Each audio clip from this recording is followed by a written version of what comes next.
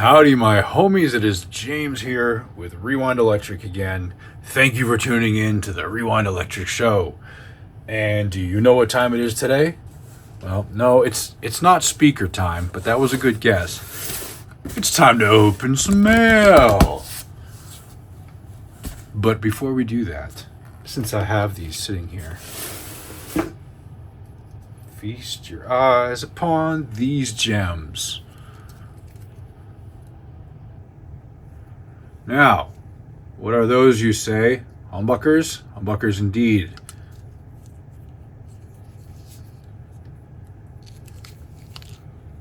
PAFs, in fact. The real deal. The realio dealio.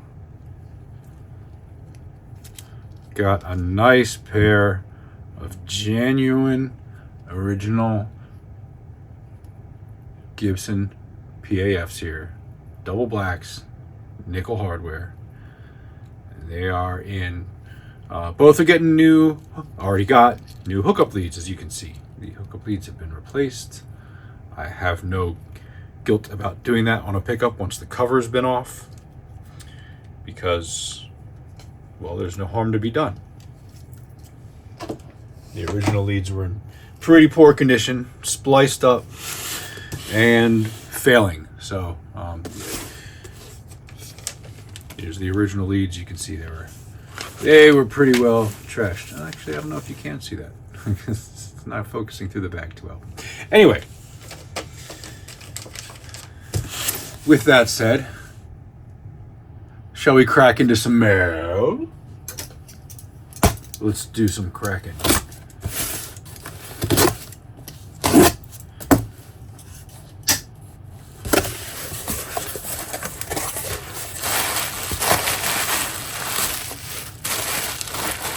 I see something yellow.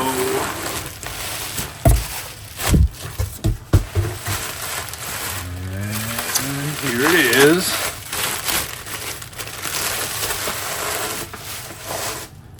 Aha. Quite a gem here. The MXR stereo chorus. This is supposed to be an early model with the Redicon chip. I can tell you right away, it has a two-prong cord, sort of. It's not supposed to have a two-prong cord, but sure enough.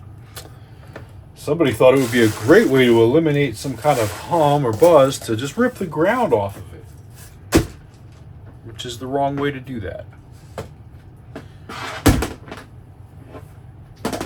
So it looks like I'll be installing a new cord on this. But I don't think I'll be doing that today because I don't think I have. Yeah, I don't have a three-prong AC cord handy. Now, bummer that this thing is like ripped out and gutted to the point that there's nothing remaining internally of what once was that ground connection. So, gosh, I was trying to see if maybe I had an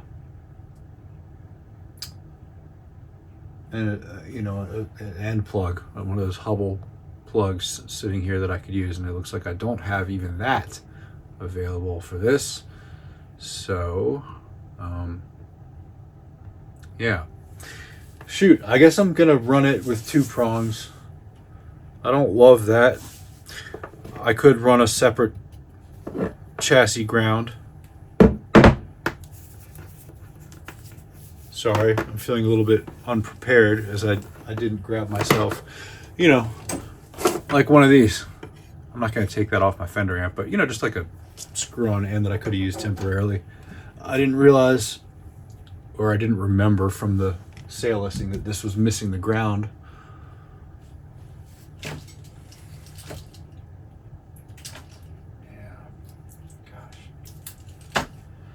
Well, that's a bummer. Okay, let's see.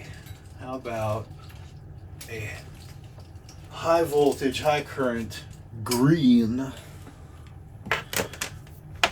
ground wire here? Look at that. We've got a ground. I have ground points on various test equipment on my bench. I can ground this. I can make this happen. But let's have a look inside.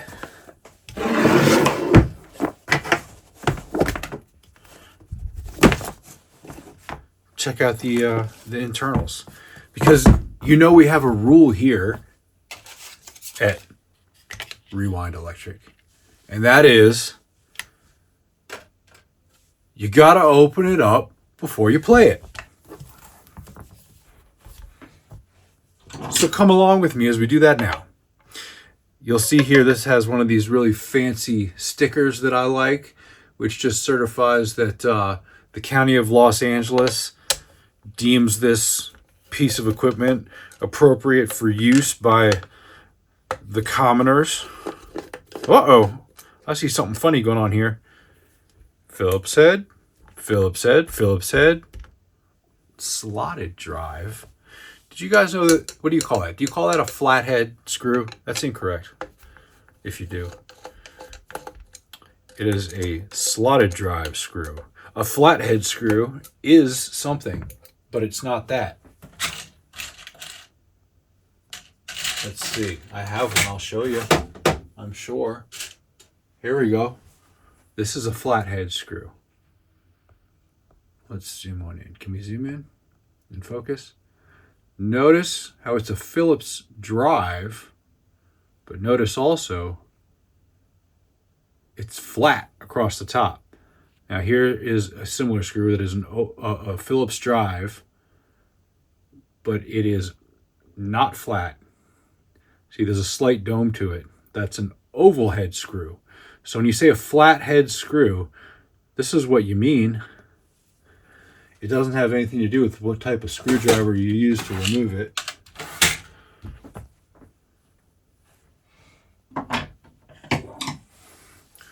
Slotted drive screwdriver. Okay. Can we get a little focus? Not on the subject. Yes, can we get a little focus on the subject and stop calling screws by the wrong names? I doubt it. That day will come when we stop calling tremolos vibratos and vibratos tremolos, right? All right, now. Here we go. Moment of truth and glory. Are we focused? What do we have? Oh, I see good news. I see just what I want to see. And what I want to see is for this IC right here to say Redicon. I hope the camera's picking that up, because sure enough it does. It should say Redicon, and yes it does indeed. It does indeed. And the version with the Redicon has these two little dip switches here. I don't know what they do, but guess who's gonna find out? You are, along with me. What else do we have inside here? Let's just have a look. We have some Texas Instruments ICs that I would think are op amps, but I'm not positive. We've got some of these white box caps, some black box caps, brown Phillips style film capacitor, a couple of these ceramic discs, and these green ones are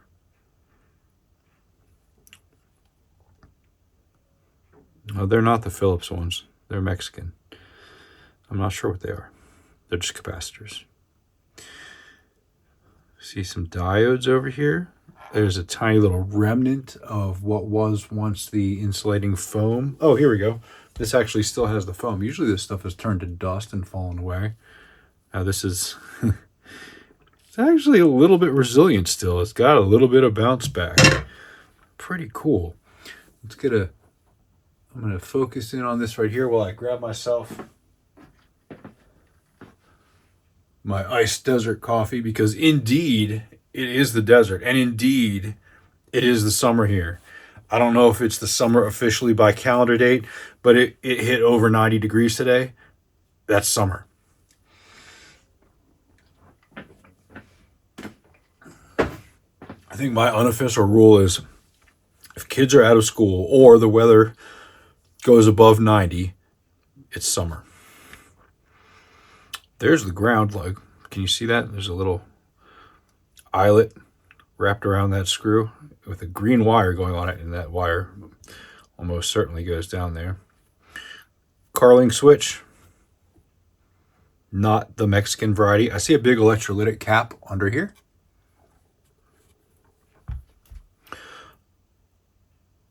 I wasn't going to take the PCB out, but let's do it. Let's take the PCB out. I mean, is it really taking it apart if we don't take it apart as much as we reasonably can? By the way, in case you wanted to call me out, that is not actually also a flathead screw. It is domed on top. It's not a goodness, I can't think of the words. Why is my brain having such trouble right now? It is not an oval head screw. It's a pan head screw, is what you would call that. Pan head. Could be mistaken for a cheese head or a Philister at a glance, but it's a pan head. And if you don't know these terms, there's charts.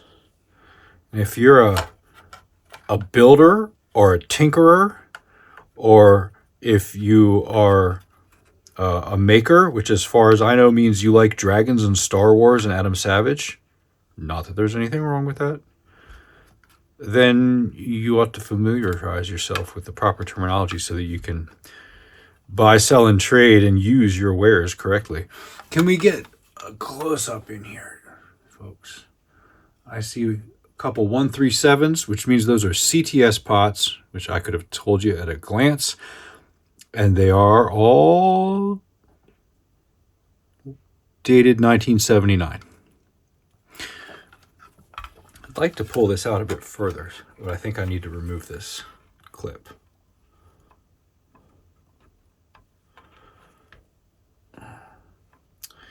Header connector? Yeah, I guess it's not really a clip. It's a header connector. Okay. There we go. Now we can get a little bit more of a view here. Check out this inspection sticker. The mechanical inspection was MROH. We don't know what the others say because they're kind of hard, but there's a wiring and electrical inspection and a guitar test. Then we got an MXR stamp on it. So, yeah. There's a 13 stamp on the PCB. Maybe that's a revision number. I'm not sure. It is notated here in pen, blue and brown, which will be the hot and neutral from the AC cord. That's pretty neat. Now, is there a third primary tap on this transformer in the event that somebody wanted to use it at 120 volts? I'm sorry, at 240 volts. There are 3 taps on one side, but I don't know if that, I think that's the secondary. Yeah. No, there's only 2 on the primary side. There's 3 on the secondary. It's usually a center point. Yeah, it looks like it probably is too by where those diodes are configured. Okay. We got one little ceramic disc cap over here. Just for the sake of it, because I probably won't open this up again unless I need to, let's read off the specs on this electrolytic capacitor should it need replacing. Oh boy, they don't make it easy. See, you're supposed to install caps with the printing facing up. Let me be a good boy and discharge this, even though it's just a little guy. Okay, there we go.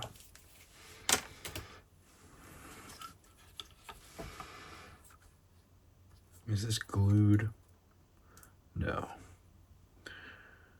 Oh boy. All right, well.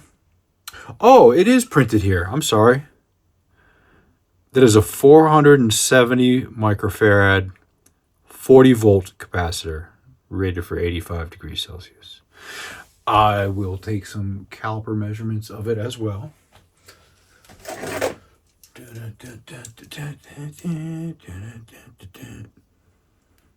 Okay, we'll go to millimeters because that's what they spec these things in generally.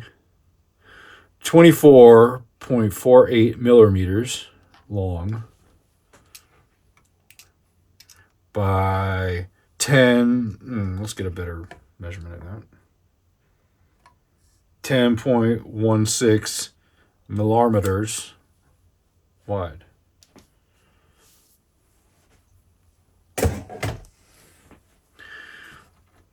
Anything else of interest in here?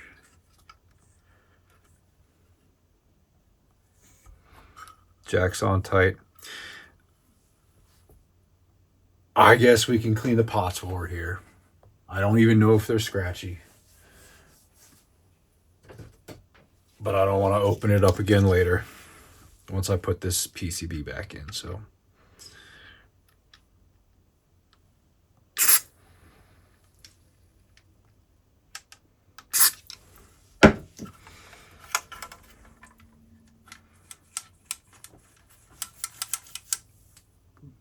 let's zoom out. This is all I'm doing. You want to take that pot back and forth, full rotation, about 20 times. You should do it.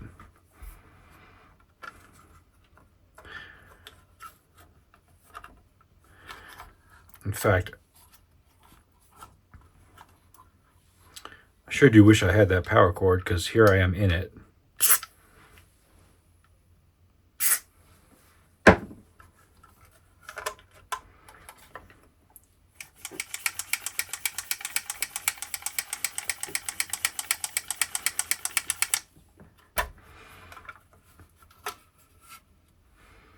Kind of tempted to go look for one. Oh boy, I missed. I wish these cans would spray about 25% of what they do.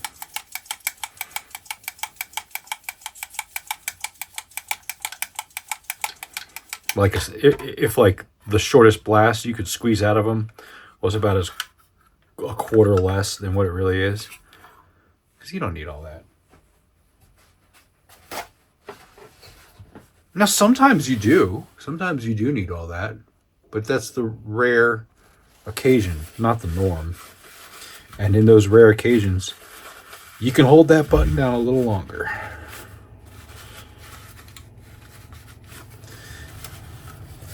The thing is, they can make a can that just shoots out a little quick squirt. Like a auto dosing can with a smaller dose. But then those cans are going to last a lot longer and people won't buy them as often. So where's the motivation for a company to do that?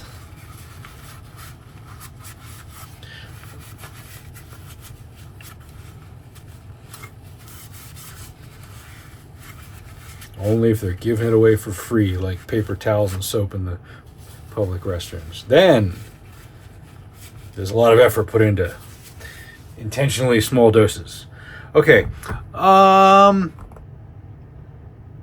going to go see if I can find a cord. Hold on, please. You guys would not believe how quickly I found that cord. I didn't even need to stop the camera. I opened my door and it was sitting right there on the shelf in front of me, as if to say, "Hey, bud, you forgot me. I was waiting for you." Might even be the case if I can get it untangled that there's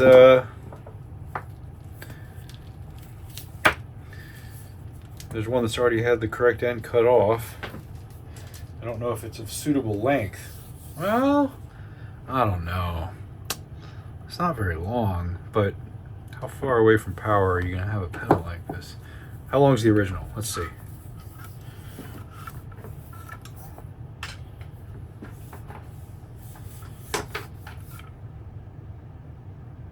Well, it's about a foot shorter than the original. This other one I have here is even shorter. So, okay, hold on again. Okay, we're back. So I found a cord that is exactly the same length as the original, and it sure looks like it's exactly the same diameter also. And just for a little support during surgery, you know, it's always good to have your family around when you're getting something done. I brought a couple other AC powered MXR pedals. So we got our analog delay and our flanger here, and we're just going to set them over here on the sidelines, and they're going to provide some camaraderie and some moral support during the procedure here. Now, I'm going to try to clear this off because this foamy stuff is junk. So, an old credit card would be nice. I don't have one, but I've got this. It's a spudger with a little scrapey spatula thingy on it. So, if you'll hang tight with me a moment, I'm going to just hold this over the trash can and give it a little scraper till that's gone. Because otherwise that dust is just going to end up in the pots and all over the parts and coming out of the jack holes and, you know, all that stuff we've seen before that we don't want. Okay, this is all coming off like pretty nice and clean. I'm pretty happy with it. I'll show you guys in a moment.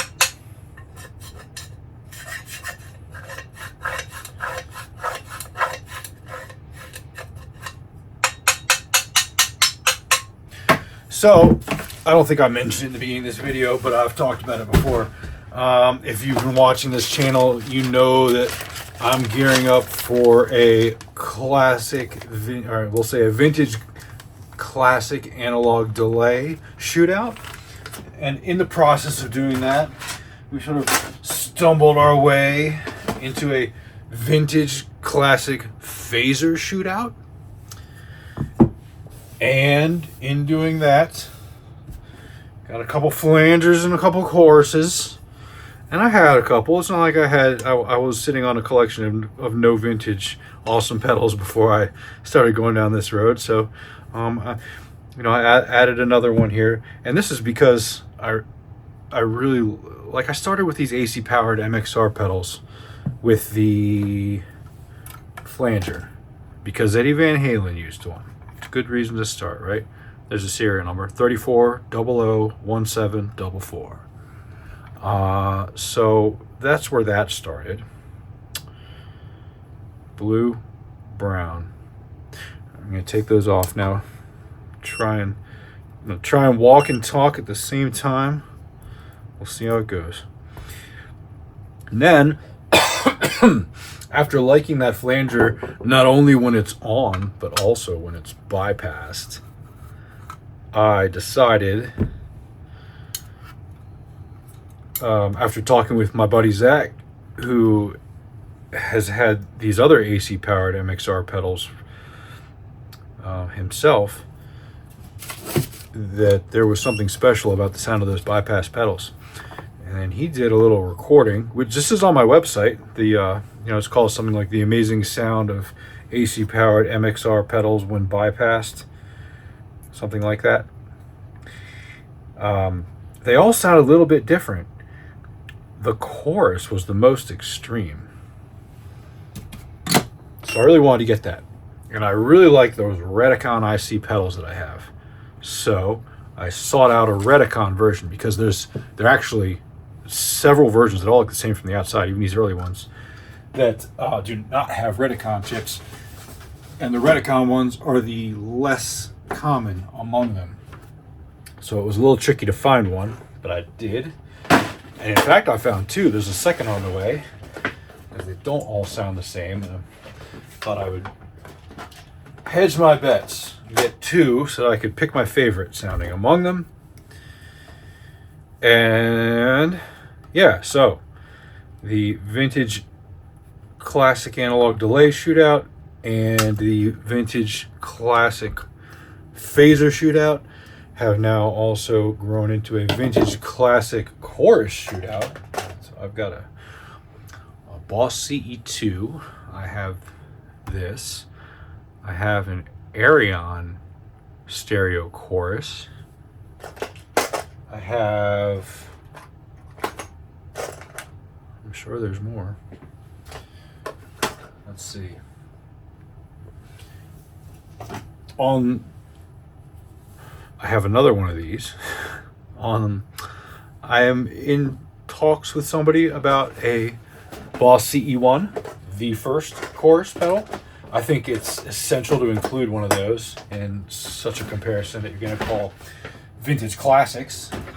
So I'm hoping that one works out, but if it doesn't, then another one will, because that's just that's a Hasta. And maybe a clone theory, an Electro-Harmonix clone theory. Kind of looking at a couple and thinking about it. Can you see what I'm doing here? I'm just cutting this cord off. Trying to do so without marring up the case. Okay, there we go. Came off pretty clean. What else? What other classic choruses are there? So there's the Roland Dimension D, the rack mount. That would be a cool one. It's not a pedal though. I think they made a pedal version of it, but that would be like a later on thing. Oh my goodness. How could I forget? The most classic, of course, is an EHX small clone. I also have a 1981 EHX small clone. That is the chorus on the intro to Come As You Are by Nirvana. The most liquidy and lush, perhaps, of all of them. I might get a CE3 because I used to have one. It'd be kind of a nostalgia thing. What else? I don't know. So that's that with the courses. There might be more to come. I do have a number, at least a few vintage flangers. Oh, there's a large format AC powered DoD chorus. I think it's it's either a 670. I think it's a 670. It's blue. It's kind of like that big blue delay, same series as the delay I had. Now, if you're wondering why I'm stripping the wires on the old lead, it's because I want to confirm that brown is hot and blue is neutral on this cord, so that when I connect my neutral to where it goes on that pedal, it lands in the same spot that it's supposed to.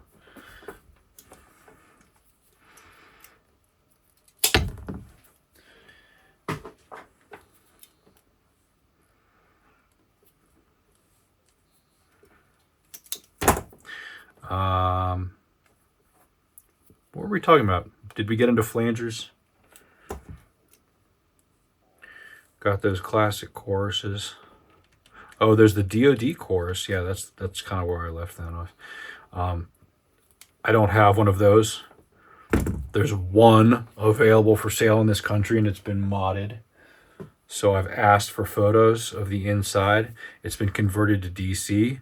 What I want to know is if the original transformer is still in it, in which case I can just put another power cord back in and connect it back up, and it'll be back to stock, but with a new power cord, which I'm okay with, just like this one's going to be.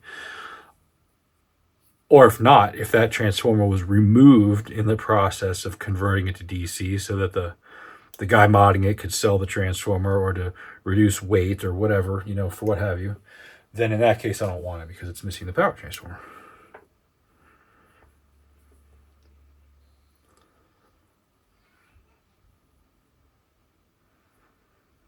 But we'll find out. How much lead length am I supposed to leave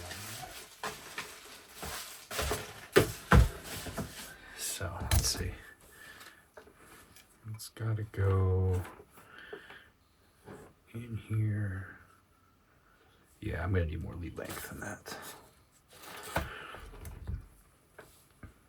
Well, what do we have with the flangers? So as far as flangers go, I have the Deluxe Electric Mistress. Probably the most awesome flanger that there is. I also have a Boss. I don't know what it's called. It's the first version. It's purple. FL1, FE1. Just guessing. Yeah, I don't know. There is a large format DoD, like we were just talking about. And I could get one of those. There's also a large format Ross flanger. I don't think there's a large format Ross chorus, or I would like to include it because I'm totally into those big Ross pedals right now, and the small ones.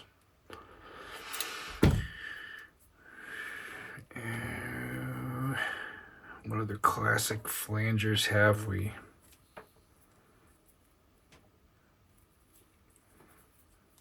There's a, I'm not sure if I'm going to get this part number right. It's a DoD FX series.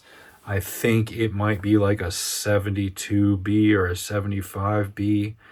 And it's a little bit of a later one. It's an 80s one.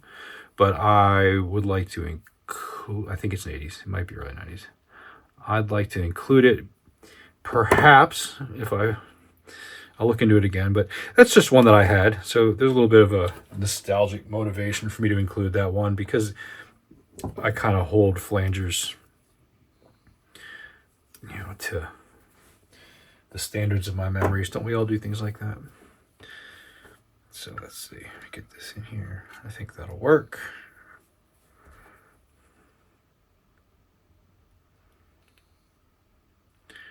So yeah, that's it's not even really like my favorite flanger by any means. It's a little bit too intense. In fact, being honest, like all flangers are a little bit too intense. The ones I like most are the mellowest ones. That's often true with most effects. I'm looking forward to hearing this chorus, by the way, speaking of mellowest. As I understand it, these are not, it's more of like a doubling effect than a traditional or common chorus, which will be cool. I'm looking forward to popping this in front of two super lead stacks and giving it a spin and seeing what it does to the sound in a spatial way, in a spacey way.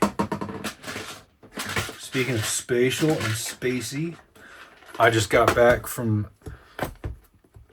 being very kindly invited as guest by one of my clients to the new Sony Sphere in Las Vegas. And I had a wonderful experience out there. I enjoyed myself very much. Got to hang with my buddy Justin, meet a couple of his backline friends, and then catch fish at the Sphere and listen to my pickups played the whole night on the most amazing sound system I have ever heard, and it is touching and an honor. If you can get to Las Vegas to see anything at all at Sphere, do it. That place is amazing. Working as an engineer and primarily recording, but also live sound for many years, I think Sphere might be the best sound I've heard at any venue, which is no small statement. Okay, you guys know how this thing works. This clips on. We have a special tool for it here. This squeezes down so that we can get the clamp down grommet or whatever the heck that thing's called into the hole in the chassis panel. It should just kind of pop in. Let's try and not mess the paint up. I think that's gonna do it. Oh boy, so close. There we go. Awesome. Oh gosh. Oh, I hope these are gonna reach. I hope I didn't do this too short.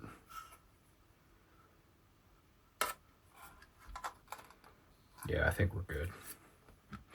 Now, here's where I was going before. I need to know the one that they call brown on here. Is that neutral or hot? And it should be, this one should be hot. Let's find out. So, continuity setting on the meter, probe in there. Do we beep? Yes, we do. Okay, so brown is indeed hot. Well, let's just make sure, in case this is damaged, that we're not gonna... Okay, blue is neutral, brown is hot. Blue is neutral, brown is hot. Blue is neutral, brown is hot.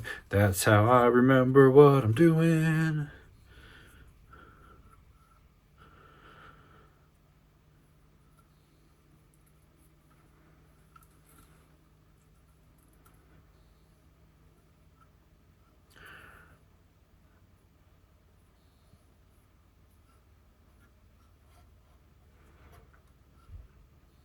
Okay, I want to do the ground first, though, because I want to get that out of my way. Kind of trailed off on my conversation with myself there. So yeah, Sphere in Las Vegas. If you can go there, go. I don't know what acts they have lined up after. So U2 was the first opener. They were the first group to play there. Then it was Fish, and I think they're still, I think tonight's their last night. They did 4 or 5 nights there. I caught the first night, and I had to get back. And then Dead and Company is doing some shows there. And I don't know who else. I know they're showing, I think, 2 different movies. Movies are $100 a ticket, at least the one I looked at when I looked at it. And whatever it is, like, even if it's just basically like a glorified screensaver to show off how cool Sphere is, it is worth it. The sound and the video are great. And not just because it's immersive and 3D, just on its own, as far as sound goes, it's a great sounding place. I think my buddy told me that they have 126,000 channels of audio there. So not 126,000 speakers, but 126,000 channels of unique content going to even more than that speakers, I bet. Okay. Now, if you watch this channel, you know how I like to do my ground lugs. I like to crimp them and solder them. I like to double dip.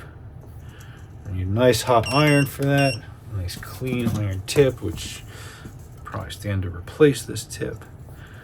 And you want something to work against. I'll use that.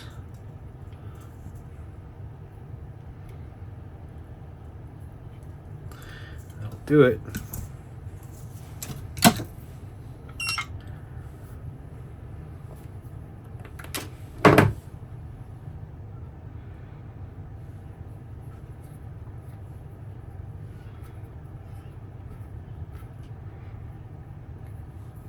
Okay, I'm just going to tin the tips of these bare wires a little bit so that I can press them through the hole without fraying the ends. That's all I'm doing there. Because we're going through, let me see here, through these holes, which are right there and there.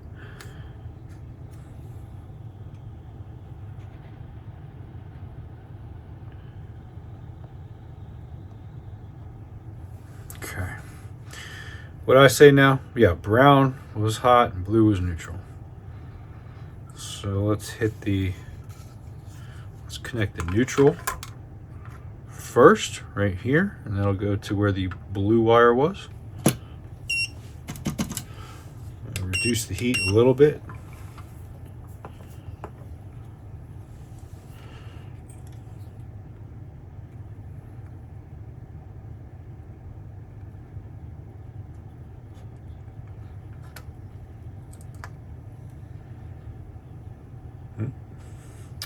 A little more solder on there, I think.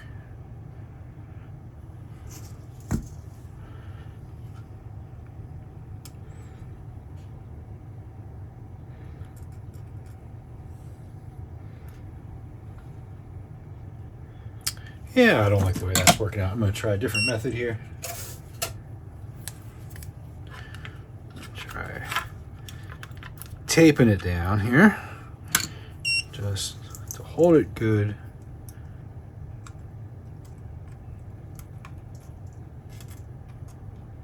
There we go. Feel a lot better about that.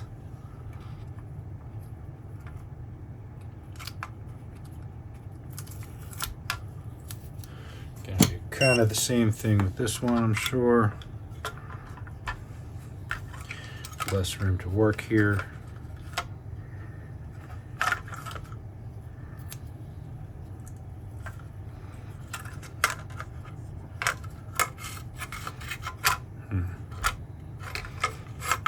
It's always the tricky part, not having three hands, that is.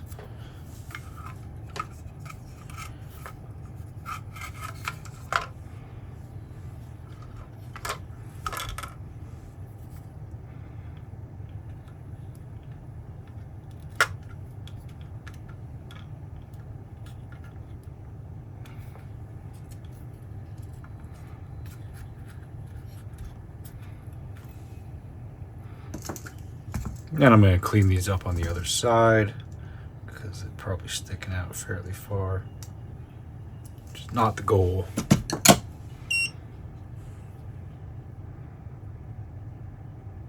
Yeah, that's going to dry like that. That's not a cold solder joint.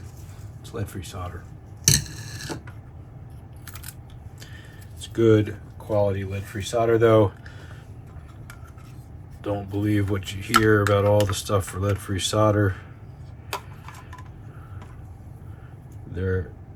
Some of that is based on some truth for some types of solder, older ones usually.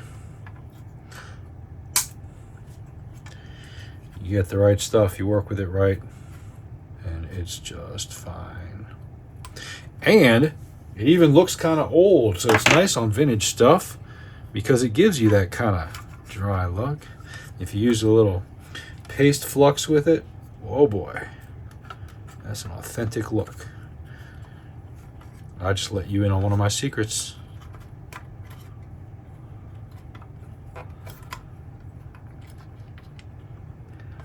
Okay, let's get this clip back on.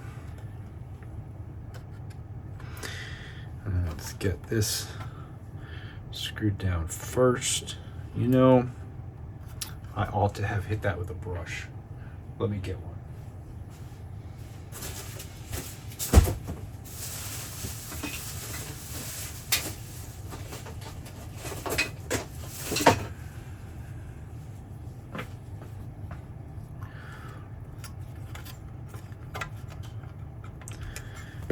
Yeah, I gotta take this off again.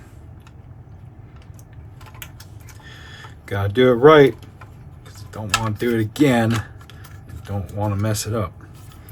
Okay, so I'm just gonna give this guy a little.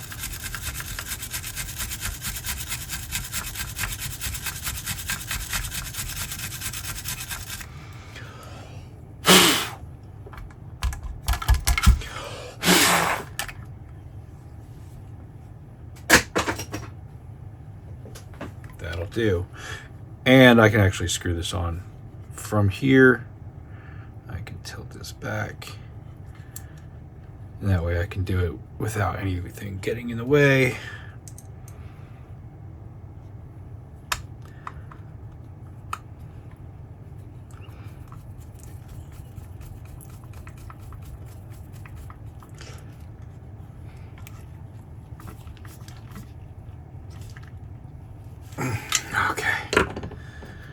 right, that is a solid ground.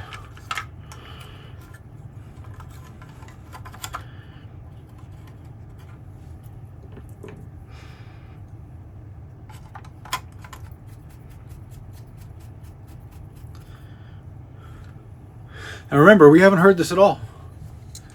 This is how you do it. You want to just plug it in fearless and fire it up. Throw the voltage at it with no ground, not looking inside, not ensuring connections are firm, having a visual. Go right ahead. 8 out of 10 times that'll work just fine. The other 2, you'll kill it. Okay, I'm not going to put the back panel on yet. Am I? Nah. We're going to take this up on the Variac. I'm going to watch for current draw and smoking parts.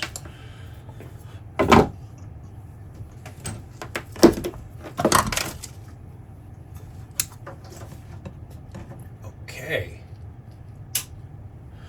We got the Variac on. We are indeed grounded through it. My benchtop power supply, which is isolated. And I'm watching the current draw as I bring the voltage up. So we're at 10 volts, 0 amps. 15 volts, 0 amps. 20 volts, 0 amps. I don't see anything smoking over here. You guys tell me if you see anything and I'll stop poking my fingers around in it, okay? Good deal. All right, 25 volts, 0 amps. 50 volts, 0 amps. 60 volts, 0 amps. 75 volts. 80 volts. Okay, now we're drawing 0.01 amps at 90 volts. That's good news to me. So it's doing something, but not much, which is exactly what we want. 110 volts, 0.01 amps. We're going to leave it right here at 114 volts, still 0.01 amps. So that's highly satisfactory to me. Let's bring it back down. I'm going to unplug it. Plug the 78 Princeton reverb back in and bring that up to 115.8 volts. That's the magic voltage of the day. I'll put the cover back on for a moment with 2 screws, but I think I'd like to get back in there and let's see. We've got these 2 dip switches. 1, 2, 3, 4 trim pots.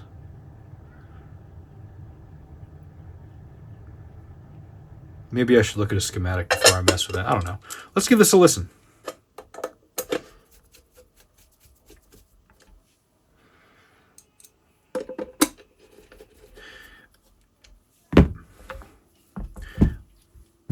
I don't know if I'll find the real schematic for this. There's so many versions of it, it's hard to say.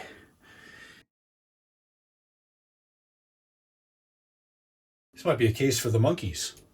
You know, we just open it up and monkey around.